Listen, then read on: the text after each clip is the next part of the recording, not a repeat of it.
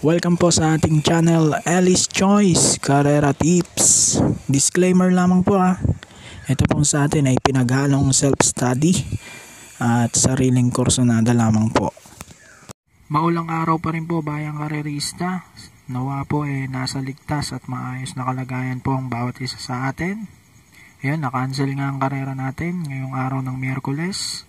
Kaya naman ang ating winner take all carryover ay paglalabanan na sa araw ng Biyernes, July 26, 2024. Meron pa rin tayo 7 races at 5 PM pa rin po ang start time niyan. Okay, umpisa natin. Race number 1. Start ng winner take all amounting to 3.3 million mahigit. Ating paglalaban-labanan, 3-year-old and above maiden race, 1400 meters po ang ating distansya. Dito first choice ko at sosoloin ko na yung numero 4 high intensity. Gagabayan ni Kelvin Abobo, imported runner po ito. At hindi naman ganun kaganda yung kanyang lubaturan dahil 115.8, pero malay naman natin, baka hindi naman pinwersa si Kabayo. Ang tingin ko na rin pwedeng tumali yung Wildcat at Bread and Butter, no? Tsaka siguro yung dos na Cheers na bagong kabayo rin. Hindi natin alam, baka tago lang yung preba. Pero dito sa race 1, solo ko na to, numero 4.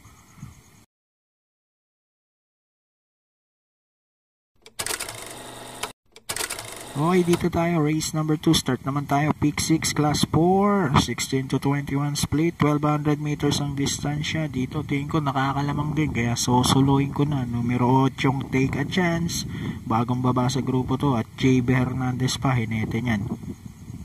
Tingin ko pwedeng tumalo yung Summerlin na rin siguro, at yung Rocking Bell kung maganda na ikikilos. Pero dito solo ko na numero 8 para sa race 2.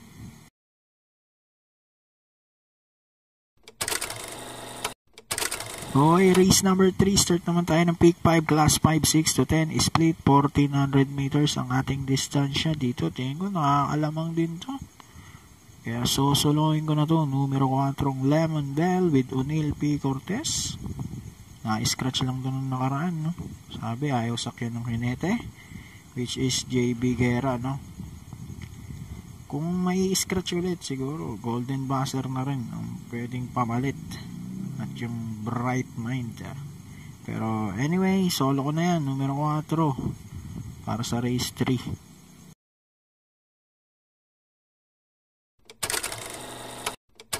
Okay, race number 4 tayo. Start naman ng peak 4, 1-2 ang distansya nito, class 5, 6 to 10 split din. Dito parang nakakalamang din, numero 5, first choice ko, high quality with AM Tansyoco. Pero magsasama ako ng second choice, numero 8, deado pa to, Queensland. Gagabayan ni Patty Tilema. 5 at 8 tayo rito, race number 4.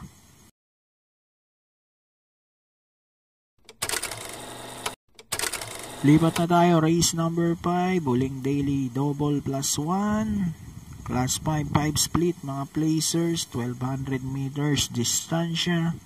Pamprimero ako, numero 4 Unafraid with Noel C. Lunar. Na segundo nga to kay Lucky Fortune nung huling takbo neto. Panigundo ko, numero 6 Rise Up, balik MD Desus na, kaya gamay na gamay niya to, kaya tingin ko pwedeng manalo to rito. So 4-6 para sa ating race number 5.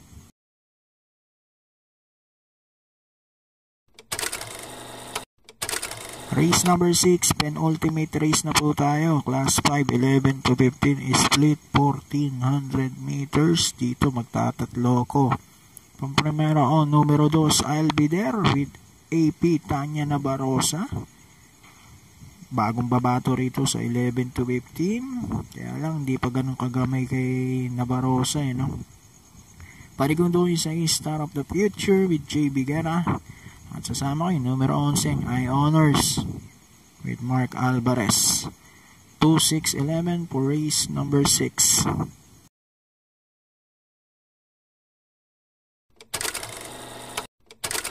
Okay, dito na tayo, race number 7. Paratingan na, sana live pa tayo pagdating dito sa race number 7, class 5, 11 to 15, split 1400 meters. First choice ko na rin yung 2 and 2A Heroes del 96 with Mark Angelo Alvarez. 2A, Animo Lasal with CP and Son.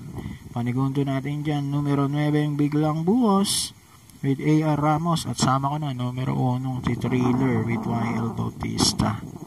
So, dito sa race 7, 291 ang ating napili. So, good luck po. Happy racing, God bless, at ingat po sa bawat isa.